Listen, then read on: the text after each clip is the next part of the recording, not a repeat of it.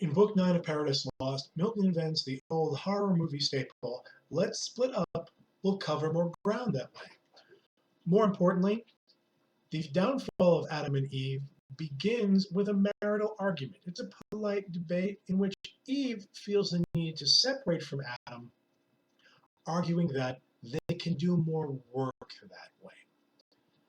Adam has a more Miltonic religious view where it's like their work is important. They're supposed to do their work in the garden. This is the Garden of Eden where there's really not that much work to do, but that God doesn't really need their labor. It's all a gift they're enjoying. They're doing what they ought to do, they're doing their part.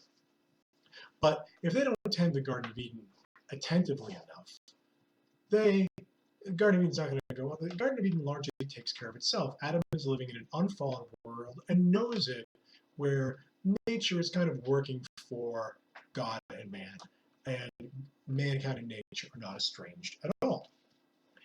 Adam makes the argument that it is more important, the most important thing to do, because Adam is always a good husband, that the most important thing for them to do is to be together. That the man and woman should be together in the garden. Here from line 226 in Book 9. To whom mild answer Adam thus returned, Soul, Eve, associate soul, to me beyond compare, above all living creatures dear. Well hast thou motion, well thy thoughts employed, how we might best fulfill the work which here God hath assigned us. For nor of me shall pass unpraised, for nothing lovelier can be found in woman than to study household good, and good works in her husband to promote. Yet not so strictly hath our Lord imposed labor as to debar us when we need refreshment, whether food or talk between, food of the mind, and this sweet intercourse of looks and smiles. For smiles from reason's flow, a brute denied, and are of love the food. Love, not the lowest end of human life. For not to irksome toil, but to delight he made us, and delight to reason joined. These paths and bowers, doubt not, but our joint hands will keep from wilderness, with ease as wild as we need walk, till the younger hands ere long assist us. But if much converse, perhaps these satiate, to short absence I could yield. For solitude sometimes is best society, and short retirement urges sweet return. But then, be careful, there's danger out there, be careful. The most important thing is conversation, is the repast of the mind, the refreshment of mutual understanding. That Milton's vision is always that marriage and human companionship, and that what makes humans different from the animals is reason, which allows both moral choice and allows an intellectual relationship. This is the way in which mankind are like the angels. There is off Eve goes alone, having won the argument with her from her indulgent husband. And pardon me. He finds her, and Satan is briefly disarmed by Eve. From about line 452.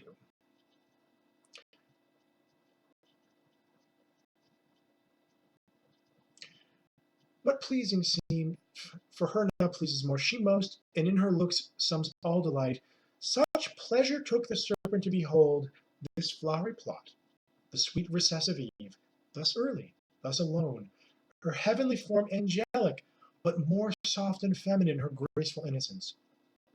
Her every air of gesture or least action overawed his malice, and with rapine sweet bereaved his fierceness of the fierce intent it brought. Rapine is from the word rape. It's a sweet weapon. He has been ravished, carried off, abducted here by the moral force of Eve's innocent beauty. That space the evil one abstracted stood. From his own evil and for the time remained stupidly good, of enmity disarmed, of guile, of hate, of envy, of revenge. But the hot hell that always in him burns, though in mid-heaven, soon ended his delight, and tortures him now more, the more he sees, of pleasure not for him ordained. Then soon fierce hate he recollects, and all his thoughts of mischief graduating, thus excites. He is abstracted. He is overcome. He went looking for her, but when he finds her, her beauty temporarily overcomes him. He's abstracted, distracted from himself, and becomes, in Milton's phrase, stupidly good. Good only because he's in a stupor, where he's too stunned to be evil briefly. This is not real goodness. Milton doesn't believe in innocence where you simply don't mean any harm. He believes you have to actually be benevolent. Here, Satan is merely temporarily good because he's been stunned, because seeing Eve is like being kicked by a horse. But then the hell, the hot hell that always burns, the wind in heaven, agonizes him and tortures him now the more he sees for a pleasure not for him ordained. Pleasure for other people tortures Satan. Satan is somebody who goes to an art museum and is miserable because the art is beautiful. Things that are not that he doesn't own it. We take in the Museum of Art and he sees a Picasso, a Michelangelo, a nice singer sergeant, and he's miserable because he doesn't have that painting because it's not for him. He sees a happy couple and he's miserable because he's not with her or with him. He goes to a restaurant and he's upset because everybody else has a nice meal that he doesn't get to eat. It's a crazy, unhealthy way to live, but that is Milton's Satan in a nutshell. Other people's happiness is a ruin to him. He can't imagine other things as not about him because he is enormously egocentric. Sin of pride, by the way. And here's a moment of hesitation before he plays the game, the trick that creates sin and death and visits on humankind. Thoughts, whither have you led me? With what sweet compulsion thus transported to forget what hither brought us? Hate, not love, nor hope of paradise for hell, hope here to taste of pleasure, but all pleasure to destroy, save what is indestroyed. Other joy to me is lost. No. All the pleasure I want is destroying other people's happiness. That's all I get. Then let me not let pass occasion which now smiles. Behold alone the woman, opportune to all attempts. Her husband, for I view far round, not nigh, whose higher intellectual more I shun, and strength of courage high, and of limb heroic built, though of terrestrial mold. Foe not informidable, exempt from wound, I not. So much hath hell debased and pain enfeebled me to what I was in heaven. She fair, divinely fair, fit love for gods, not terrible, though terrible be in love. Though terror be in love and beauty, not approached by stronger hate, hate stronger under show of love well feigned. The way which to her ruin now I tend. It's a pep talk to himself. Don't get sucked into love. It's about hate, it's about destruction. He is afraid of Adam's greater intellect. Milton insists that the man is more intelligent than the woman. Blame it on Milton, not on me. And is afraid like an unfallen Adam is actually maybe physically more dangerous than a fallen angel. Because I'm diminished, I've been in pain, I've been tortured, I'm no longer exempt from wound the way Adam is. His trick to Eve is to tell her that she can be higher than Adam. He's inhabiting a serpent. There's a great description of this. The serpent is moving around. The serpent is not crawling on its belly, because in the book of Genesis, it's made clear the snake is made to climb on it, to crawl on its belly as a punishment for having participated in this. So it must not be crawling on its belly. Some people are like, well, did the snake used to have legs, and even before the fruit incident? Milton imagines kind of like standing. The snake is spiraling on its tail and just moving along in a big spiral. It's a lovely image, I think. And he talks Eve into believing that, hey, like, no, the snake, why? She's like, snake, why can you talk? He's like, I ate the tree of knowledge, and now I'm smarter. And if you ate the tree of knowledge, from the tree of knowledge, you would be like a god. You would be higher than you were. It is the fundamental satanic appeal. The appeal from Milton's Satan, the appeal to moving up the hierarchy above your natural station and having people who are now above you below you.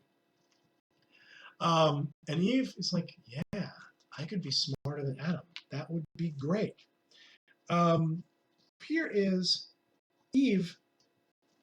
As soon as Adam and Eve eat the fruit, they become corrupt. They become like us. And they start to have ugly thoughts. Here, Eve, from line 795, is thrilled that she's eaten the tree of knowledge of good and evil.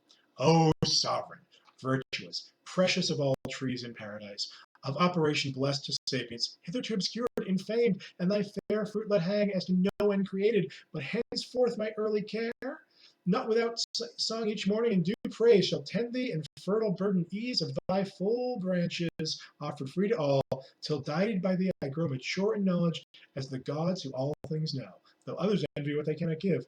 For had the gift been theirs, it had not been here thus grown. Experience, next to the IO, best guide. First of all, she has an idolatrous relationship with the tree. She's going to worship and tend the tree. Later, she bows to the tree as she leaves. Idolatry, to Milton, is a grievous sin. And then experience, not revealed knowledge, but knowledge by experience. That's the next best guide. Not following me, I'd remained in ignorance. Thou openst wisdom's way and givest access, those secrets she retire. It is true in our fallen world that experience is the best teacher, but Milton would hold because this is fallen. Like Satan has learned from the experiences of misery and suffering because he's miserable and he suffers, whereas Gabriel doesn't know those things and doesn't really need to. And I perhaps am secret. Heaven is high, high and remote to see from thence distinct each thing on earth. And other care perhaps may have diverted from continual watch our great forbitter. Maybe God didn't see me, she thinks. She, like Satan, is now talking herself out of obvious truths. Hey, maybe I fooled God. Maybe he didn't see. Heaven's high. Maybe he can't see every detail. Maybe he's distracted. Maybe God's thinking of something else. Maybe God knows exactly what's going on. Safe with all his spies about him. And here's the question. But to Adam in what sort shall I appear? Shall I to him make known as yet my change and give him to partake full happiness with me? Or rather not, but keep the odds of knowledge in my power, without co-partner, so as to add what wants in female sex, the more to draw his love and render me more equal, and perhaps a thing not undesirable, sometimes superior, for inferior who is free. There is the Satan logic. Why not be, maybe I shouldn't share with Adam. Maybe I should keep this knowledge for myself and I'll be equal to him, or even a little bit superior, a thing not unpleasing, for inferior who is free. That is the fundamental satanic logic of this poem. If you're below anybody, you are unfree. Milton would argue that there's a natural freedom, that being someone's subject, being someone's social inferior, being below them in the hierarchy doesn't mean you're unfree. He talks about free filial freedom, the freedom of a child for a parent. I obey, but free obedience. Obedience, the difference is free will. Milton's argument for why the fruit is there at all is because God needs the obedience to be freely given, not compelled, which means Adam and Eve have to be allowed to choose something else. Satan has to be allowed to choose wrongly so that Gabriel, Raphael, and Michael can choose properly. She thinks, I want to get above Adam. I'll be above. But then she's afraid. This may be well, but what if God have seen and death ensue? Then I shall be no more, and Adam, wedded to another Eve, shall live with her, enjoying I extinct, a death to think.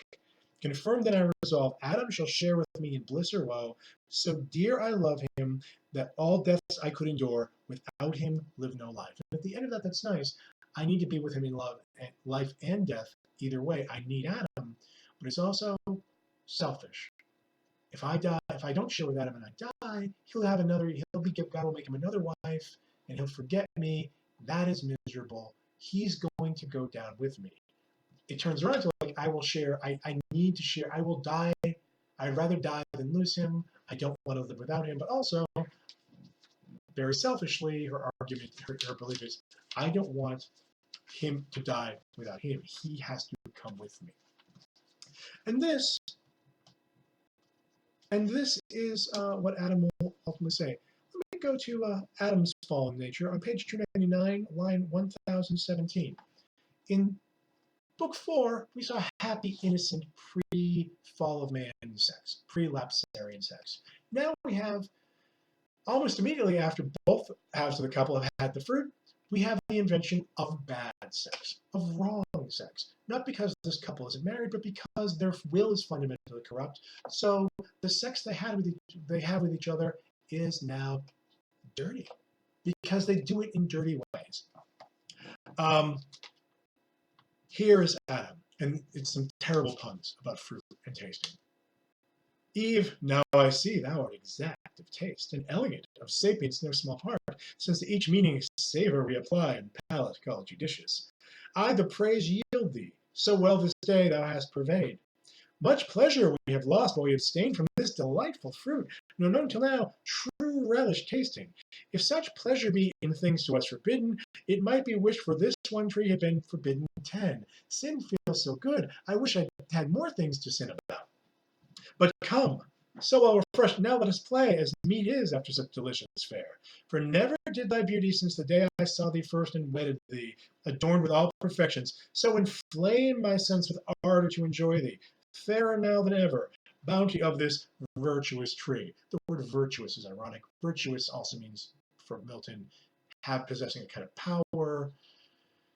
The virtue of the tree is that the fruit changes you, but he is inflamed. He feels ardor, which is a noun that's also about fire. Now he's burning with sex. So said he, and for Bornut glance her toy of amorous intent, well understood of Eve, whose eye darted contagious fire. Her hand he seized into a shady bank, thick overhead with verdant roof embowered. He led her, nothing loath, flowers with a couch, pansies and violets and asphodel and hyacinth, earth's freshest, softest lap. There they took their fill of love and love's disport, took largely of their mutual guilt the seal, the solace of their sin, till dewy sleep oppressed them, weary with their amorous play. Soon as the force of that fallacious fruit, that with exhilarating vapor bland about their spirits had played and inmost powers made air, was now exhaled in grosser sleep, bred of unkindly fumes with conscious dreams encumbered, now left them up they rose as from unrest, and each the other viewing soon find their eyes how open and their minds how darkened. Innocence that as a veil had shadowed them from knowing ill was gone. Just confidence and native righteousness and honor about them naked left to guilty shame. He covered, but his robe uncovered more. So rose the Danite strong, Herculean Samson from the harlot lap of Philistine Delilah, and waked short of his strength. They, destitute and bare of all their virtue. Silence and in face confounded along they sat as struck and mute, till and then they began blaming each other. Two things happen in order when they fall. First, they have wrong sex. It's dirty. They like it, and they feel guilty afterwards. It's nasty. It's dirty. It's like, it's. Milton doesn't go into detail, and it's their attitude that makes it wrong. It's what they bring themselves are hell. And then they begin bickering. That is how it goes for the rest of the next 120 lines of Book 9. They're bickering and blaming each other, and that is what it means to be fallen, to not accept blame, to blame each other. This is also from the book of Genesis. As soon as they've eaten the fruit, they're all pointing at each other. Snake, I blame the snake. I blame my wife. Nobody accepts. They cannot accept responsibility. I would leave on a happier note. Adam's decision to eat is not given a motivation in the book of Genesis. He gives him the fruit. He takes it. Why? Not stated. She gave me the fruit. I ate it. Okay. Here, Milton's Adam knows exactly what he's doing. He sees Eve. He knows she is doomed to death. And he makes a deliberate, conscious choice to sin with her, so he will die with her. The one virtue that Adam has that this poem celebrates is marital love. And he decides from line 895, O fairest of creation, last and best of all God's works, creature in whom excels whatever can to sight or thought be formed, holy, divine, good, amiable, or sweet, how art thou lost? How on a sudden lost, defaced, deflowered, and now to death devote? Rather, how hast thou yielded to transgress the strict forbiddance, now to violate the sacred fruit forbidden? Some cursed fraud of enemy hath beguiled thee, yet unknown, and me with thee hath ruined. For with thee certain my resolution is to die. He's already getting, okay, somebody talked you into this. I don't know who. There's some enemy out there who tricked you. Adam is smart. And he ruined me too. because I will certainly die with you. If you're going, I'm going. Reflexive, I'm thinking, I will. How can I live without thee? How forgo thy sweet converse and love so dearly joined, to live again in these wild woods forlorn? Should God create another Eve and I another rib afford, yet loss of thee would never from my heart. No, no, I feel the link of nature draw me. Flesh of flesh, bone of my bone thou art, and from thy state mine shall never be parted, bliss or woe. He chooses to die, to become mortal and sinful, to ruin himself out of his love for Eve. One of the tragedies of this poem is that a few hundred lines later, he is bickering with Eve that their relationship will never be the same again because they have moved to a fallen state where they bring the evil with them.